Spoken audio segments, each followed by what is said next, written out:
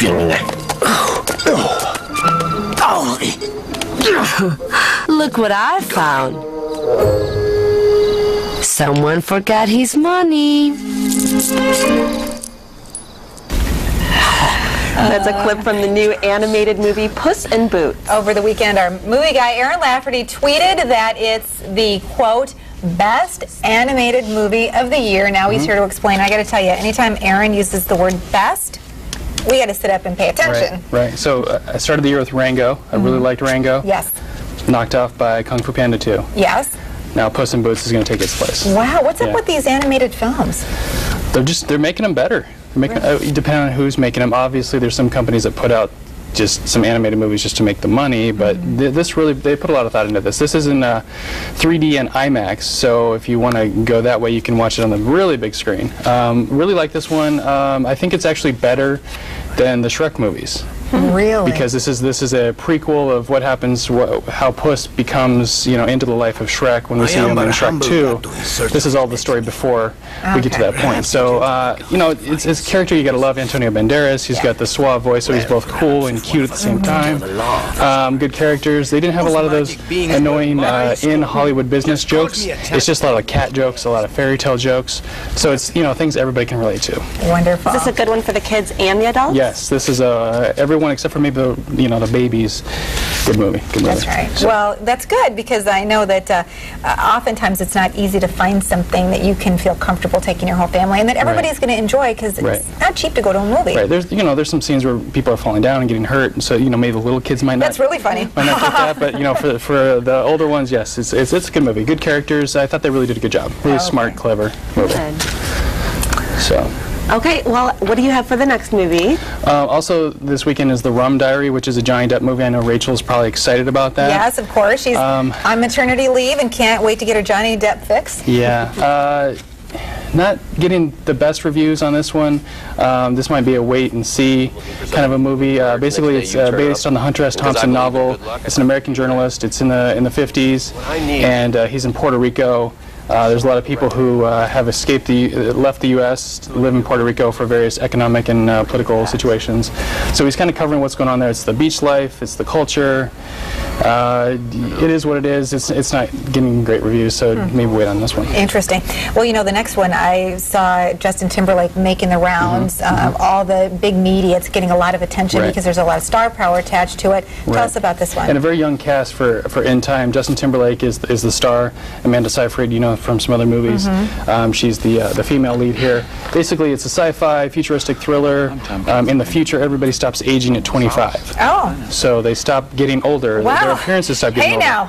However, the fallback is the currency is time. So you have like a clock on your arm, and once that clock reaches 0, you're done. You die. So everybody's got to work to make money, which the money is time, and when you run out of money or time, money. Is it complicated to follow? I think no. I didn't get to see this one. They didn't do it. They didn't do a screening here in Grand Rapids for this. So, you know, it is. It's you know, it's interesting. The concept alone is interesting. Justin Timberlake's interesting. You know, he's made his way around some movies the last couple of years. So. And he's got a lot of star power, and so you'd like to think that he wouldn't attach himself to something unless he was pretty sure that the audiences would like it. Right. So he's trying to stay away from the time cops, if you will. His mother is played by Olivia Wilde, so she's trying to stay alive, and he's trying to get, you know, time money for her. So it's kind of an interesting concept. We'll see how it does. Interesting. Okay. So you wanted to add something to your segment starting last week. Yes. We didn't have a show. So you want to unveil it this week. Right. So the last couple weeks, couple months, I felt like not every week I could come on here and say, here's a movie to see. Okay. So I want to at least give you 2 picks each week, a theatrical release and a rental. Okay. So I'm going to start with the theatrical release this week, 50/50. I talked about it a couple weeks ago. This is one of the best movies of the year I've seen so far. We also obviously have a couple months to go, but this is definitely Oscar consideration at this point. Joseph Gordon-Levitt is a guy in his 20s. He finds out he has cancer. Seth Rogen's his friend. Obviously a delicate topic to deal with, and they handle it almost perfect because you can't really make fun of cancer, but you can make light of the situation. Anybody that's gone through cancer with family or themselves knows that you have to keep a light, mood. You can't always be serious. And I think everybody in some way has has been personally touched Right. by somebody they know or Right. care about with Right. cancer, and so there's a lot of connection that can happen. So you can kind of feel for the characters he's going through this, and Anna Kendrick's the psychologist who's actually younger than him, so there's that dynamic too. So it's a good movie. It's rated R, so it's not for everybody, but check it out. It's in most theaters. Okay. Okay, and that's when we can still see in theaters. Right. So Okay. seeing at home, new this week is Captain America: The First Avenger. We had 4 comic book movies this summer. This was probably the second best of the summer. I gave it a really high rating because I thought it was really well done. This is one of the part of the Avengers movies that's coming out next summer. So this is the last piece of that puzzle. So you got Iron Man, you got the Hulk, you got Thor, and now Captain America. Chris Evans is really good as Captain America. He's kind of a patriotic guy. He wants to be in the Army, but he can't because he's small.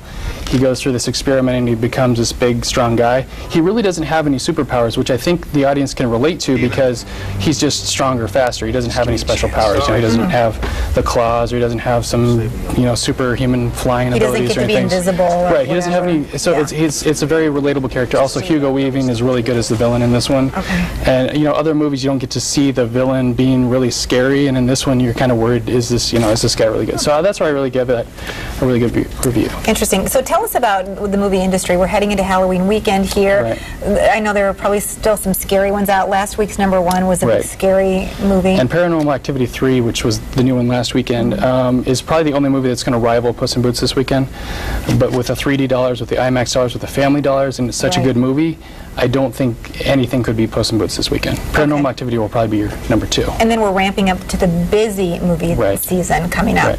We got a lot ahead. Probably more Oscar contenders will come out in the next couple weeks. There's a George Clooney movie coming. He's getting high praise for, so we got some of those movies coming out. And also new on DVD this week was Winnie the Pooh. So that's one of the animated movies I haven't seen yet. So I haven't seen that one yet. That's why I say the best one I've seen so far. So we'll see how Winnie the Pooh is. Okay, and you've got a lot of great information on your blog. Remind people how they can connect to that. Right, so on WooTV.com, if you look under entertainment or under participate, blogs, entertainment blogs there, also Twitter, Facebook, and YouTube. Laugh at the movies. There you go. Gotta do it. Okay, well, we had a great week here, getting ready for Halloween weekend. Are you dressing up? Captain America, I think, would be a great I don't know. You got some characters you can dress up out of that. We'll see. Or you could be Puss in Boots. Yeah. Or you could go as Bill Steffen. My cat looks like Puss in Boots. Mr. Winter. Well, I know you have a big weekend planned, and so do I. So have a great weekend. Stay safe, and don't eat too much candy. Join us on Monday. We've got a special Halloween edition of 8 West. It's going to be a blast. I'm excited. She's going to dress up. Yeah. So have a good Halloween.